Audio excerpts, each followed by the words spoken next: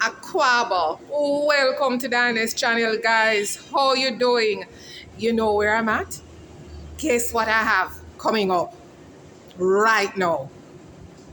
A one-on-one with a lovely couple who has been in Ghana for more than a minute.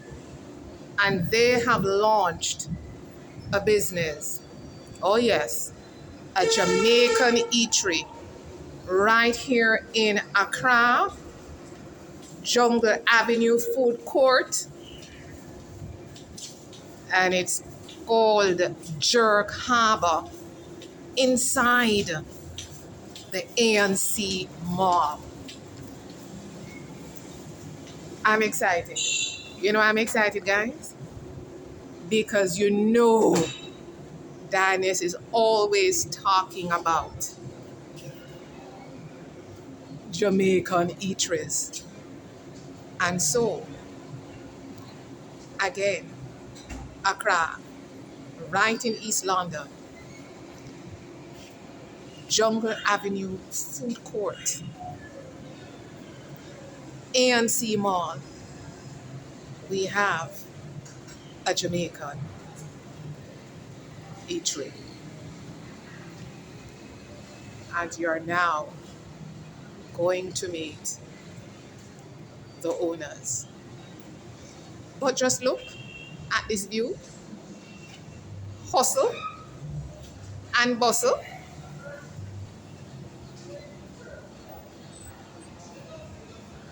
Wonderful, I would say. Just take your time and have a look, guys.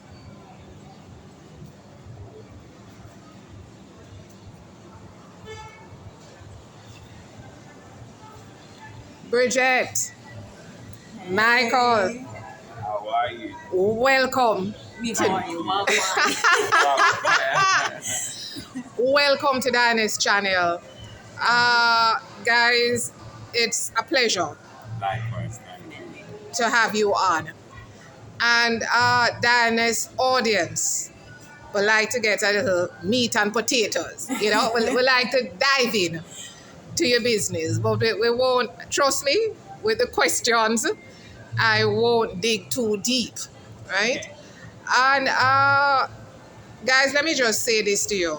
This couple, whilst I was in Jamaica tuning into YouTube, I saw them on another content creators platform sharing their story.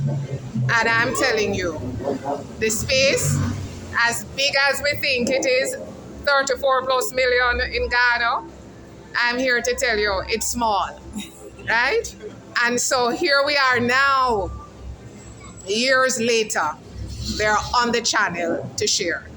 And as I told you, they have launched a Jamaican eatery called Harbour. Me say, guys, it look good, right? I couldn't do it inside because there's a lot of music. So we're going to roll with the one-on-one right here. So let's get this on the go. We're going to start. Who is going to take this? No, I'm going to start with Bridgette. Okay. Bridgette, where were you born? So I was born in Montego Bay, Jamaica. Do you remember the year you left Jamaica? And where did you go? So I left Jamaica at 7 years old and went to the UK to live with my mother and grew up in the UK. Michael, where were you born? I was born in London. Yes, in London, and spent most of my childhood in London, but also spent time in the Caribbean as well. Which country in the Caribbean? St. Vincent and latterly Jamaica. St. Vincent. Yes. So you both are basically coming directly from the UK to Ghana. Direct from UK to Ghana. What year did you arrive in Ghana, guys? 2020. Yeah. Pandemic. Pandemic era. Era, yes.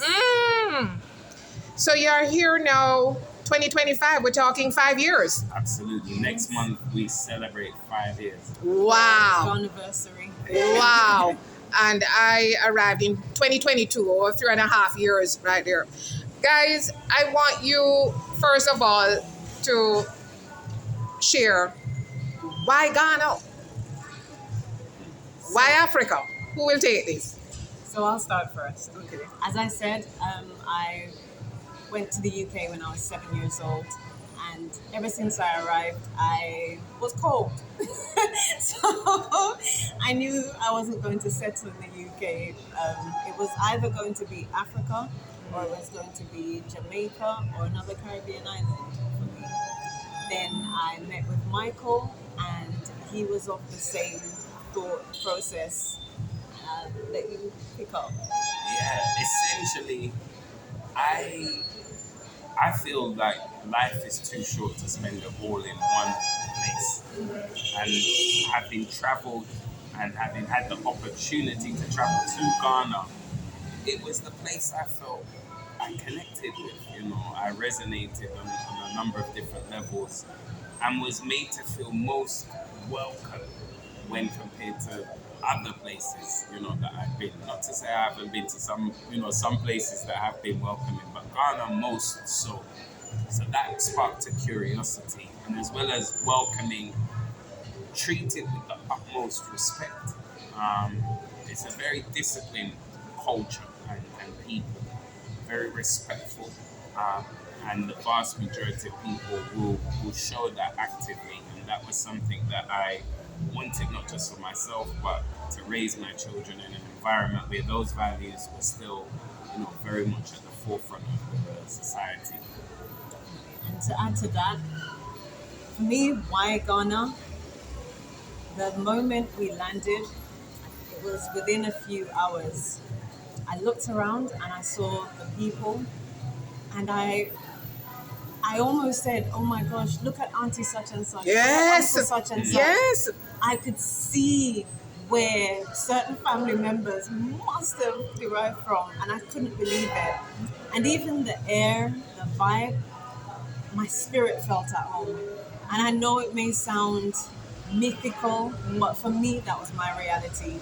My spirit literally felt at home. I felt that this was where I was supposed to be. I felt that my ancestors had returned, that we had truly closed the circle. So, in 2020, when you arrived in Ghana, was it your first time coming to Ghana? No. You visited Ghana before? Definitely. So that would have been my third time in Ghana, and the family's second. And then the decision was made to make the move. So, from our first time, that's when I had my personal realization, and Michael had his. And we said, okay, we really want to move to Ghana just to see. Okay, what year was it that you first arrived in Ghana? Your first year was? 2016. And then we came together in 2017. That's it. As a family with our children in 2017. Yes. And then from 2017, due to our experiences, we said, you know what, we're going to give it a try. We're going to spend about 4 months and see, outside of the vacation vibe, what is it like living with day-to-day issues, and is it something that we can actually deal with? And initially it was supposed to be in 2020, it was supposed to be a 4-month trial. After 2 weeks, I turned to Michael and I said, I'm not going back, right? So that was that. I was already happy, and the children were happy, so there were no arguments put it that way. And it's a boy and a girl that you both have. Yes. Guys, what's interesting is you're the first couple, or anyone for that matter, who has come on and actually visited Ghana several times before making that move, right? And so you did some homework as best. I mean, if you visit the place, 3 times, and on the 3rd time, we should have been an assimilation for 4 months, turned into be that was it. Then one would say that you pretty much were prepared. In some ways, As prepared as one can be. it goes back for me at least. An uncle, a friend, a good friend. He advised years ago when I expressed interest in Ghana. He said he would recommend you come and see for yourself. Don't commit, because the reality and the theory might not, mesh in terms of your expectations. So he recommended 6 months as a minimum that people come to Ghana and go through, the motions. And I wholeheartedly, agree. I think it's true. That's not to say it's not possible. And we know people who've come and settled well without ever having stepped foot in the country. Dianes is one. So it can be done. But I guess just the more you know, the easier perhaps when you do make the move it is in terms of positioning yourself. I think if it were just us, then it would be a bit simpler just to say, Yes. let's just go and see what happens. But we do not have family in Ghana. We didn't have a base. We had to curate our community when we landed. And landing with 2 small children who at the time were 5 and 7, Yes. we were taking them away from all the aunties and uncles, grandmothers. We're taking them away from their nucleus of our family. So for us, it was important that they bought into it as well. And the reality is, if during those 2 weeks they had said, no, we don't like it, we don't want to stay, we would have gone back home. But that's why we had to come back and trial different times, have it as a vacation, let them see what the lay of the land was, and have their buy-in, so that by the time we did decide to have the extended stay, it was something that they were fully on board with. Yeah. Staying long-term the same. Your background, Michael, what was your background in the UK? So Your line of work? originally I practiced law, both criminal law, civil law, some immigration and some property. And I pivoted in 2009 into the world of data protection, information governance, and freedom of information. And for the past 16 years, I've run a multi-award-winning now consultancy firm. So we advise on matters of cybersecurity, data privacy, that kind of thing, from governments to businesses and even sometimes individuals. Bridgette, what was your background? Or is So your mine is in marketing. I was freelancing for a while, and then once we had our children, my main focus was on Yes. on homeschooling the children. So yeah, that's the background. So we have the marketer, right? Wife, mother, homeschooling the kids. By the way, I've seen them. They have grown. Michael, both your son and daughter is taller than you are. They're getting there. Right? Not far. All right. And Michael, your background, law, data protection. Can you please tell me and the audience, how did you decide to get involved in food and launching Jerk Harbour? So Talk to me. my wife and I, we for years dreamed and spoke of the different business ideas we have. We sometimes, on a daily basis, between the two of us, will come up with these two new business ideas, and I have to say, all right, one at a time. Let's take things as it comes. And we wanted to set up a business in Ghana that gave us, our family, a legacy, a part in the society, so we could create employment opportunities, so we could, through our corporate social responsibility, help communities as well. and to make a profit. You know, Ghana costs money just like everywhere else. So Yes. we wanted to make sure we had additional income streams. And upon looking at the wide variety of options that are, you know, before you in Ghana in terms of starting a business, it just added up in terms of we are passionate about food. We've experienced cuisine all around the world. When we host parties, people would make comments and say, no, I say this with all humility, but your curry is the best curry I've had. Your jerk is the this. One you said is the best chicken he ever had. Wow. So it made us say there's something in it here. Yes. And whilst there are other, you know, businesses here, we saw an opportunity to join, you know, the others in the market, and also to bring what is unique to us. Every family has their own unique style and way of doing things. Yes. We've been to all 14 parishes in Jamaica and to Boston Bay in Portland, the home of jerk. We've tested the jerk in every jerk spot. This is something we've spent years in the making, researching our recipes. So it was an opportunity that arose in ANC for us to take up a space, and it just felt like the right timing, and we went for it. I'm happy. You're adding to this, Bridgette? No, definitely. To piggyback off what my husband said with regards to creating a legacy, when we initially arrived in Ghana, we kick-started some philanthropic works. We went to the Volta region and we worked with a charity there called Girls Club Ghana. And through all the works that we've been doing, it's just a continuous thing that just comes from the heart.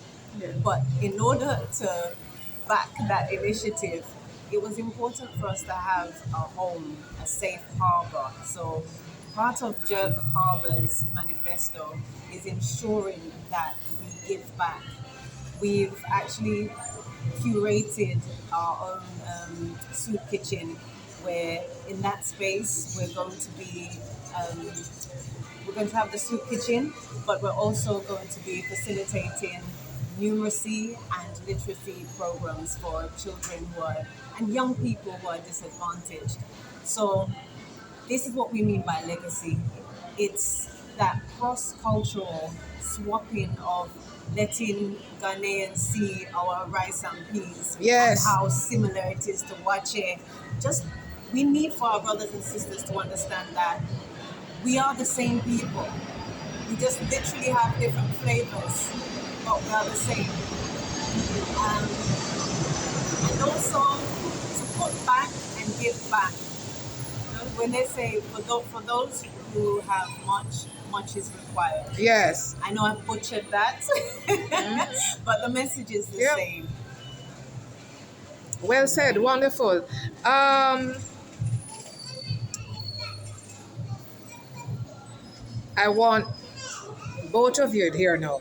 Putting you on the spot. But then this channel, we have to keep it 100. You guys looked into Ghana from as early as 2017, 2016, 2017. And you're now here, living here, 5 years, coming up to 5 years. You have launched a business right here in 2025. What would you say to persons out in the diaspora? No matter where you're from in the diaspora, I mean, you know, we're Jamaicans, Caribbean flair, so oftentimes, you know, it's intentional. But if we're talking to the diaspora in general, one, and in particular to the Caribbean diaspora, and I'm going to single out the Jamaican diaspora, give us 5 do's and don'ts. Because everybody, you know, tune into what social media we tune in when we're looking at the continent of Ghana. Which one it is? Asking a question, which social media we live on? when we're gosh. looking This same at one that. YouTube, right? YouTube. So now this is, even though it's YouTube, I want you to give us straight 5 do's and don'ts. Because I'm saying Destination Ghana. Come. Who will start, please? You have one. You have one. What? All right. First thing, you can't come here with an individualistic mentality. You need community. Pick your company well, but you need community for your mental health, but also for practical purposes. It's necessary to have a community. You don't have to have a whole, as we said, bag of friend, Yes. but you need community so that if you're going to make a move, it may seem practical to you, but in your setup, depending on maybe your location or where you are or who you are, that move may not be the right move for you. There may be a simpler, easier way. And all you have to do is communicate. And believe me, there's so many people out here willing to help and offer a hand. So, community. Big one. 4 more to go. 4 more to go. I think come with an open mind. Yes. Importantly, don't, whatever preconceived ideas you have, both negative or positive, put them to one side and obsess and observe for yourself. Because from experience, perhaps maybe some of the negative things you may have seen or may have heard, a lot of it will be true. Some of it will. Equally, some of the positives that people are promoting and painting, there's always a flip side to certain things. So True. you need to make your own mind up for yourself, based upon the reality on the ground. Do come with some type of plan, however loose or detailed that plan may be. I think it's good because then that way you can track and trace where you are in your journey in some ways. Ghana, in my mind, I think I'll say the last and then hand it back to you. It's a place to come for people who are looking to contribute something. There's lots there for those that are just looking to take, but that's the last thing that Ghana and the continent needs as a whole. So those people who have some type of talent, skill, trade, or just something from their heart that they want to do in terms of volunteering, that is what the country really needs. There are people that are here that ultimately are not necessarily, having everyone's best interest at heart. And that's not just speaking for Ghanaians, that's also diasporans. Who Big come one. here and set up scams and schemes. Talk the things, Michael. Diasporans even. Them suits. Yeah. Talk the things, Bridgette. Talk So, it. Be careful and cautious and take your time. Take time getting to know who and what is what. Because as said before, not all that glitters is gold. Spot on. I would also add, that was 2, right?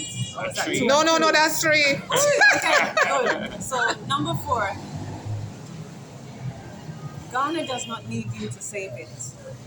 Ghanaians do not need you to save them. Ghanaians are here living their lives, doing their thing, progressing, and doing amazingly. So please, don't come with a colonial mindset that you're going to come and you're going to save the Africans. People don't need saving. What the people need is respect.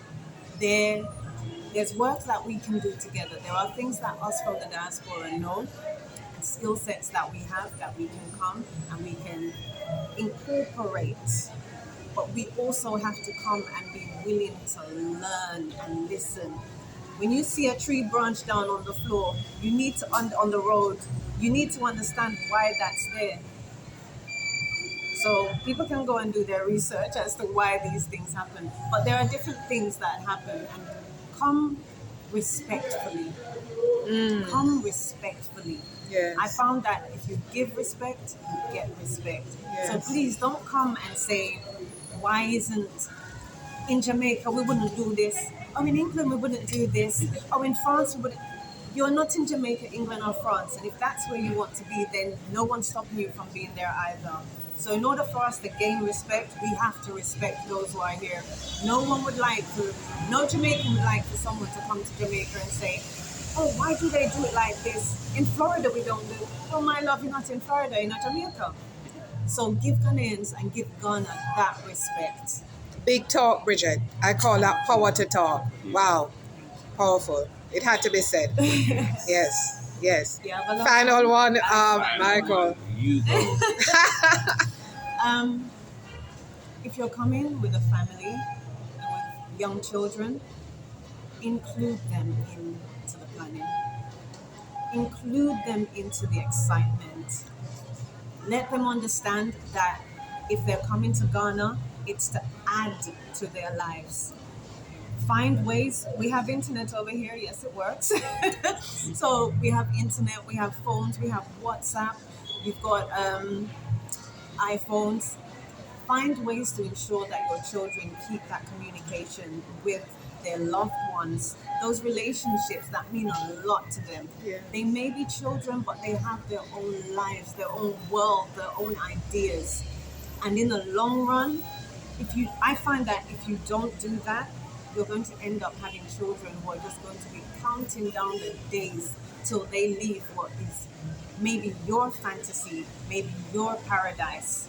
But because they don't feel included in it, they can't wait to run away. So I'd say ensure that the entire family has a choice. No matter how young they are, even if they're 2 years old, print out a little flag of Ghana and get them to draw it and get them to become excited about it. And when they come here, find children with groups so that they can also come along and they can curate their own group. Lovely. Guys, I enjoyed this. You shared some gems. Dan S calls the gems. And I'm so thankful that you came on. I think we covered all the necessaries because we have one major thing in common. We want the Caribbean diaspora to know that there is an option if where they were born, the land of their birth, for whatever reason, they can't go there or they don't choose to. We want to say, come to Africa. Our destination is Ghana. Come and take a peek. That's it. And you guys have done more than a peek. I'm excited for Jerk Harbour. Thank you. You're going to sort out my food now. We're going to deal with that. And you're in a wonderful location. Sometimes it's all about location. Absolutely. Right? The best of cooks can be in the worst location. Yeah. And nothing happens. And I truly believe that all will be well with Jerk Harbour right here. Okay? So again, guys, Jerk Harbour, Jungle Avenue Food Court, East Legon, That's it. Accra. One love, one bite. And Michael, we love your branded shirt, and Bridgette, you're looking lovely. Guys, if you enjoy this one-on-one as much as I do, because you know Dianes loves the one-on-one, please share, like, subscribe, hit up the notification bell. And we'll be posting a business flyer on Jerk Harbour, and that will be on the community post. So you'll have all the information on their, contact numbers and their other social media handle. All right, guys, take it easy, walk good, all and sundry. May I say? Thank you. Yes, God bless.